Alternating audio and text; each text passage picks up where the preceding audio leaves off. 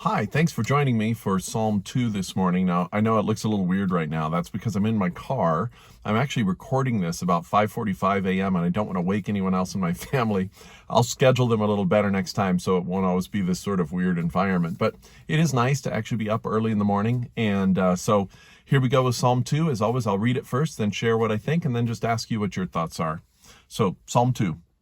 Why do the nations conspire and the peoples plot in vain? The kings of the earth rise up, and the rulers band together against the Lord and against his anointed, saying, Let us break their chains and throw off their shackles.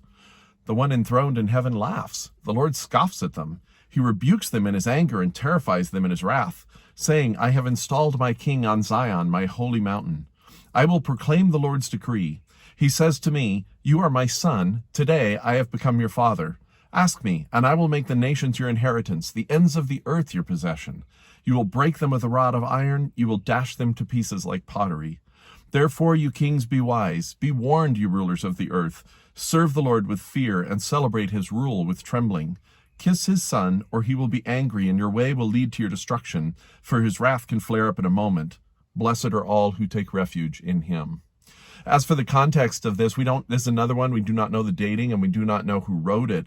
It's interesting, most commentators say they don't think David wrote it. I will point out that in Acts chapter 2, the author of Acts, which is Luke, who's usually very careful on details, he actually quotes verse 1 as being written by David. So perhaps this is a Davidic psalm, if Luke can be trusted, and generally he can be. So that gives us the dating sometime around David.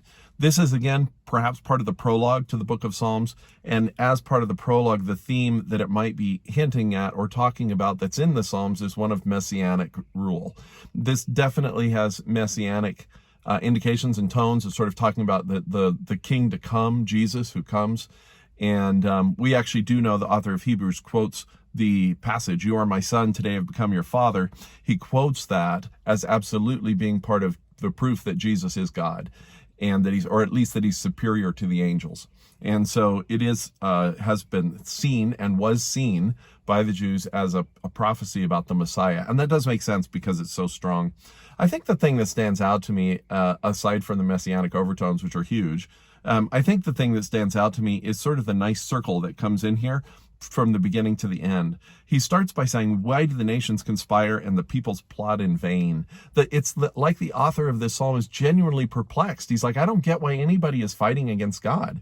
Number one, what is this about chains and shackles? You know, serving God is not a chain or a shackle. It brings freedom to everybody.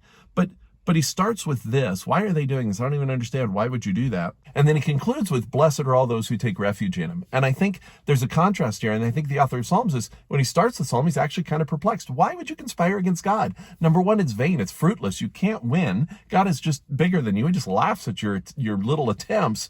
But more than that, why do you think that being with God is somehow about chains and shackles, when in fact, blessed are those who take refuge in him. He's our protection.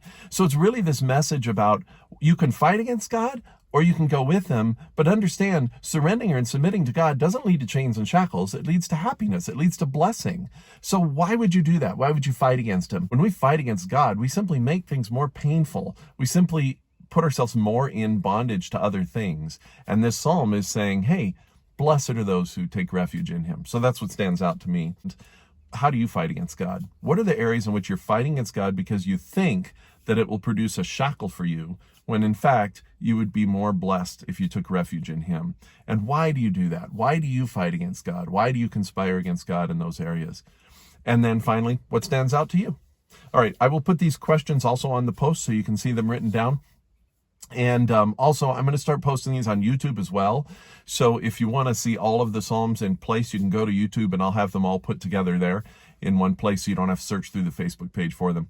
And I will see you tomorrow, probably not in my car. If I do it in the car again, we'll have to change the name to Discussing Psalms with Christians in Cars or something like that. But have a blessed morning.